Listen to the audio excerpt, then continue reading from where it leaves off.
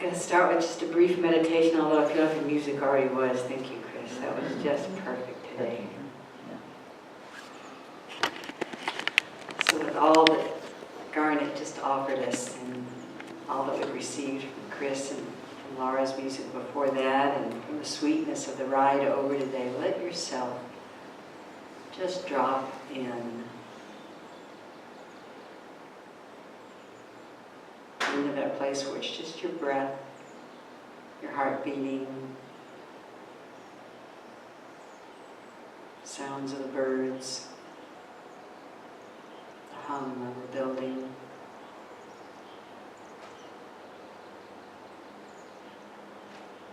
And let yourself fill with gratitude for this gift of life that we've been given.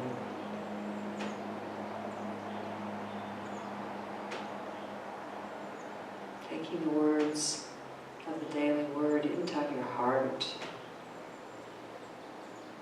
letting that deep promise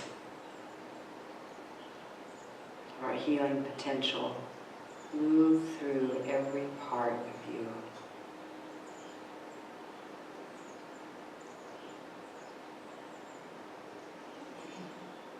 And in your busy mind, quieten.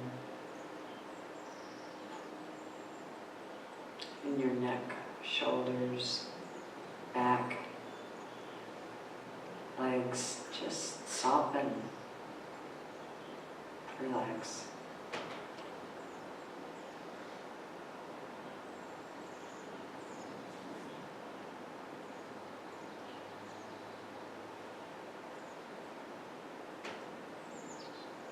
Breathing into the space that promises that you are an integral, valuable part of life.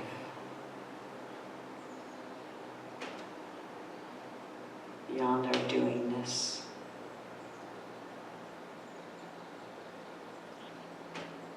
Just as you are.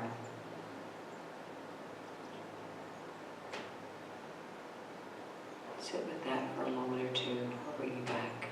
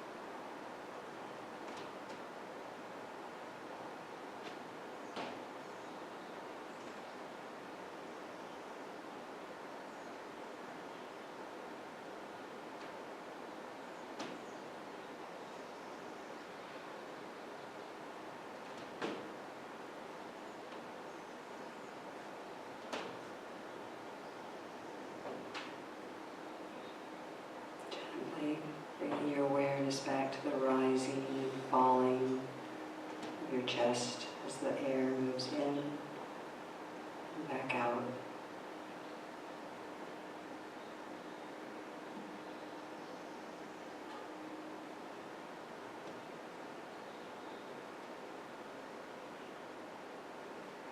Coming back into this moment with a greater sense of connection with all that you are.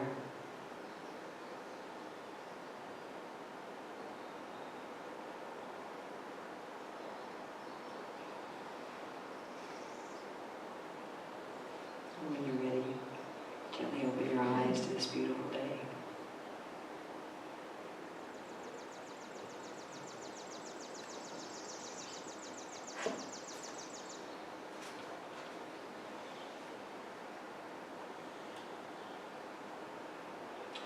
most of you know I'm a child of the earth, flower child, as it were. And so, where we often have beautiful handouts and things that people share and bring to give you something to think about or to hold on to, I'm going to give you something to pass these around and take as many as you like. And just hold them in your hands for a few moments.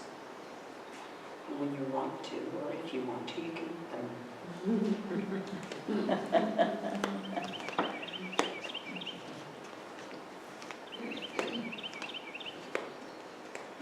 These are chia seeds. And I was really touched when I realized that they often grow in very deserty environments, places that would seem relatively inhospitable for life. And yet they hold an absolutely amazing amount of energy. They're very, very nutritious. And my talk today was, and is, around that place of recognizing the power of such tiny things in our lives. A few weeks ago, I attended a 5-day seminar retreat, really, to learn some new skills for my massage practice. I was really looking forward to just being cared for and nourished for 5 days. No cooking, no cleaning, just, set a little, no going anywhere. I didn't get in the car for 5 days. I'd forgotten how good that felt.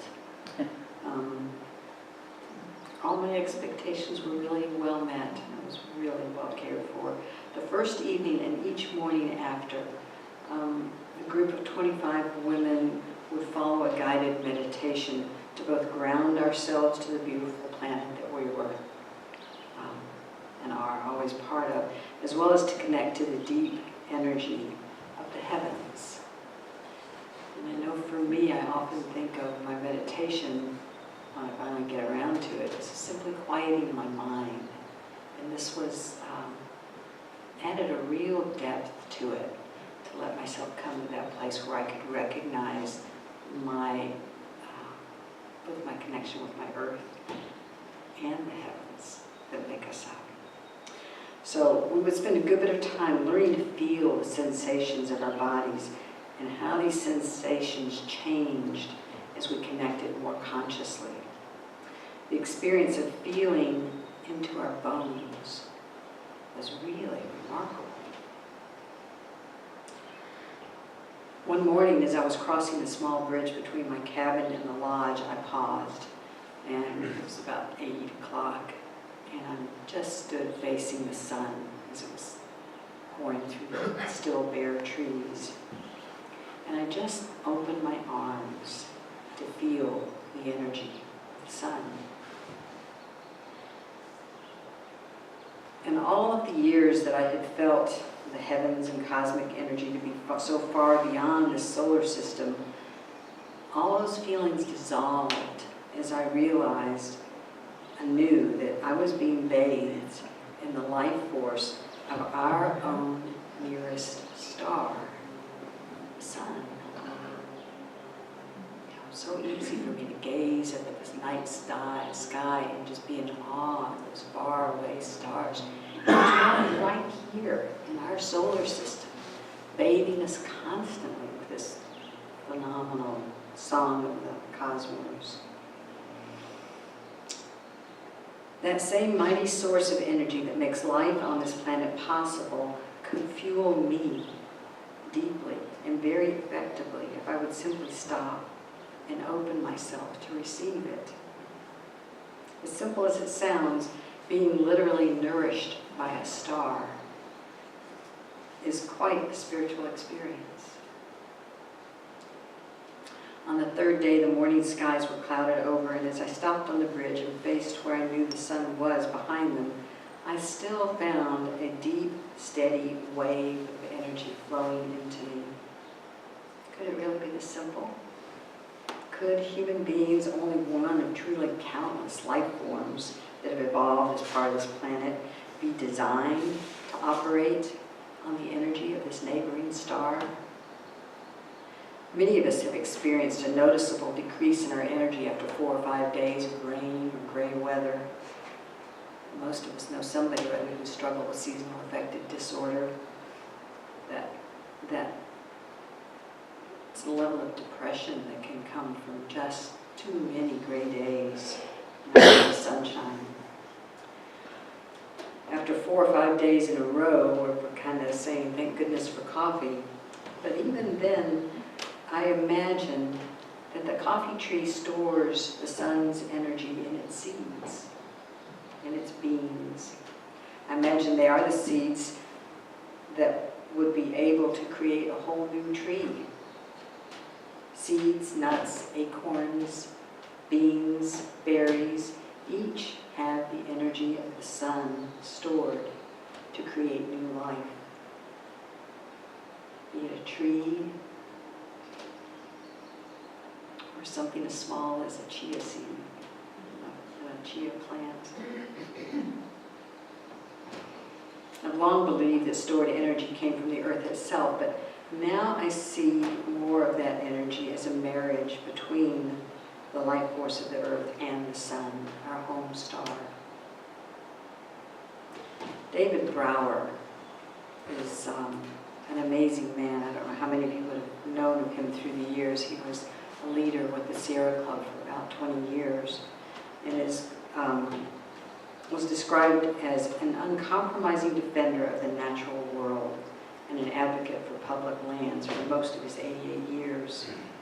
We have several national seashores and national parks from his efforts, as well as the League of Conservation Voters, among his many other contributions.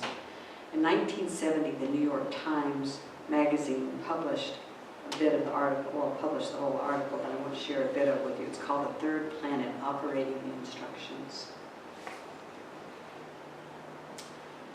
This planet has been delivered wholly assembled and in perfect working order and is intended for fully automatic and trouble-free operation in its orbit around its star, the sun.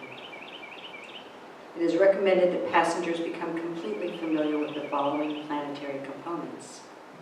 Number 1, air. The air accompanying this planet is not replaceable. Enough has been supplied to cover the land and the water, but not very deeply.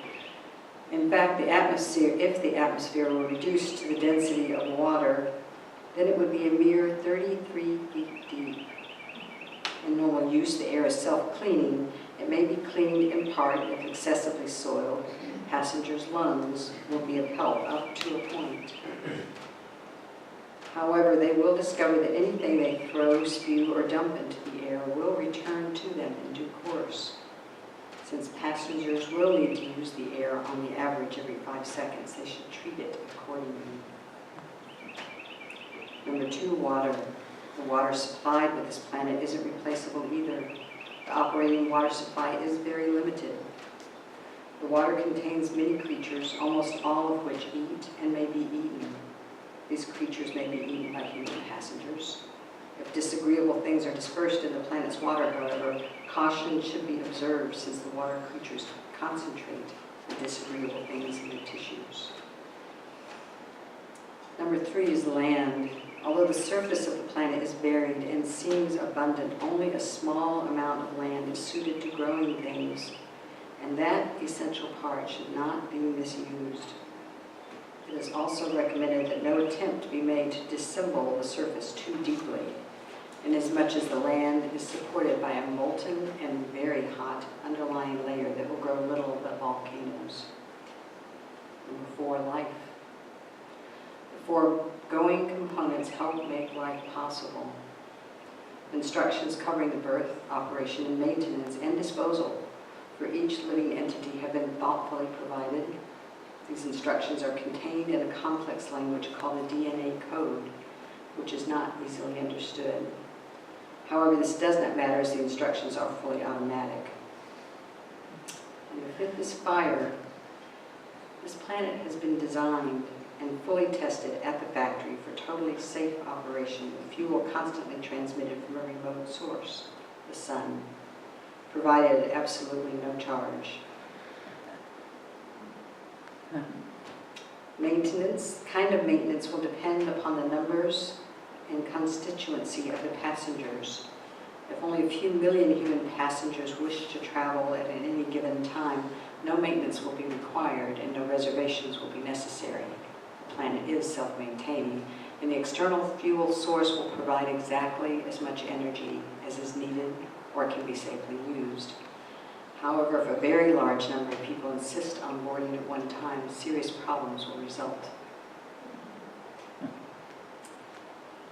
Operation instructions are, barring extraordinary circumstances, it is necessary only to observe the mechanism periodically and report any irregularities to the Smithsonian Institution. However, if owing to misuse of the planet's mechanism, observations show a substantial change in the predictable patterns of sunrise and sunset, passengers should prepare to leave the vehicle. Emergency repairs, if through no responsibility of the current passengers, damage to the planet's operating mechanisms have been caused by ignorant or careless action of previous travelers, it is best to request the manufacturer's assistance, best obtained through prayer.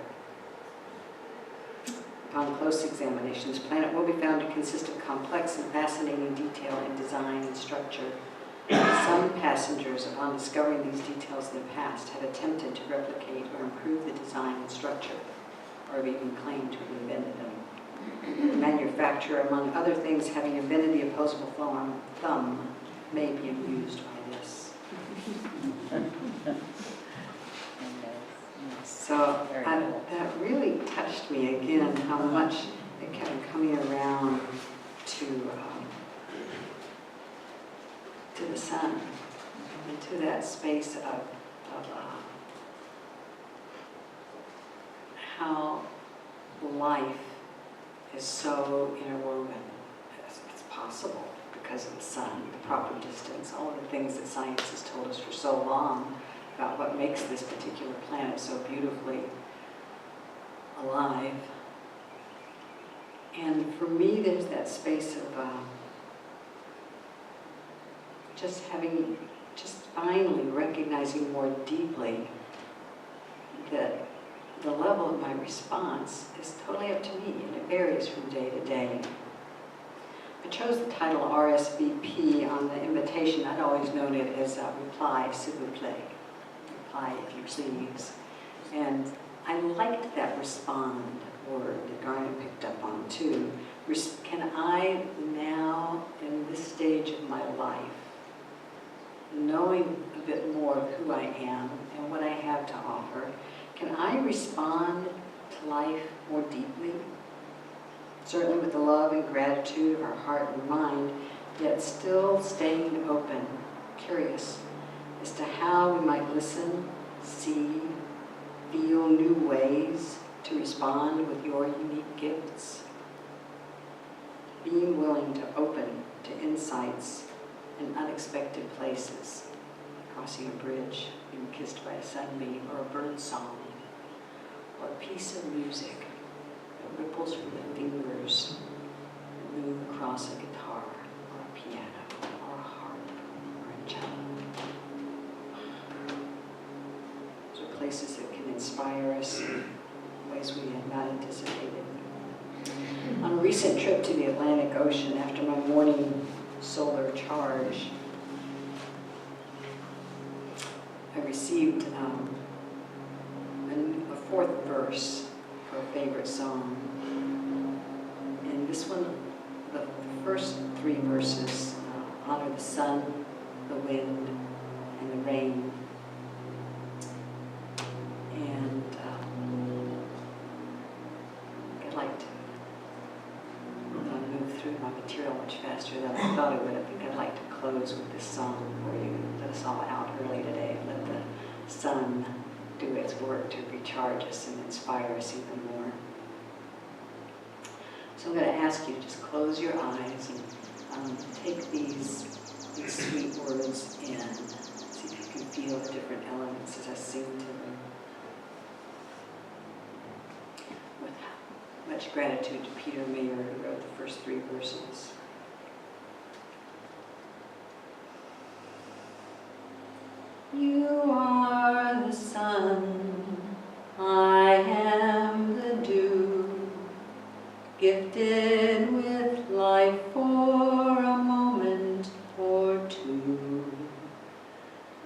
I in my time might sparkle and shine.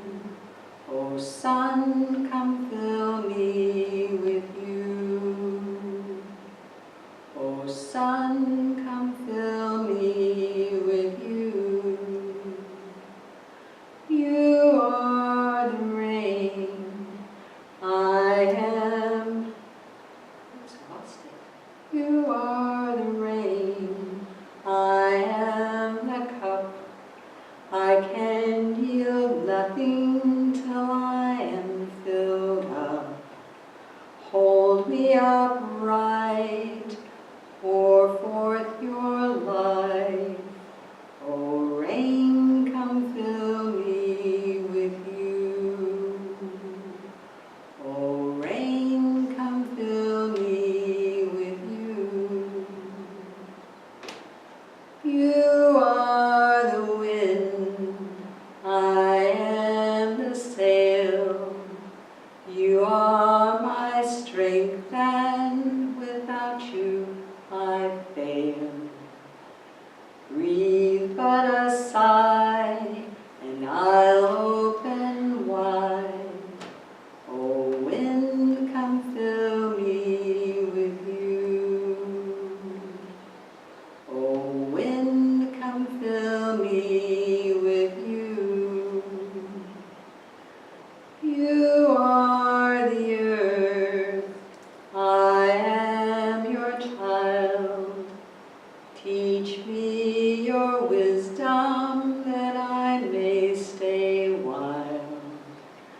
Guide me each day as I find my way. O earth, come fill me with you. O wind, come fill me. O sun, come fill me. O rain, come fill me.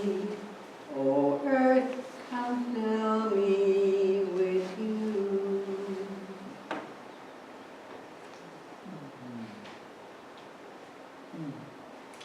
So may spring fill you up as it has filled me up. And may you find the seeds of your heart never too small to be nourished, never too insignificant to be considered. May you find yourself willing to greet each season with gratitude, hope, and a conscious connection with this beautiful planet that we are part of.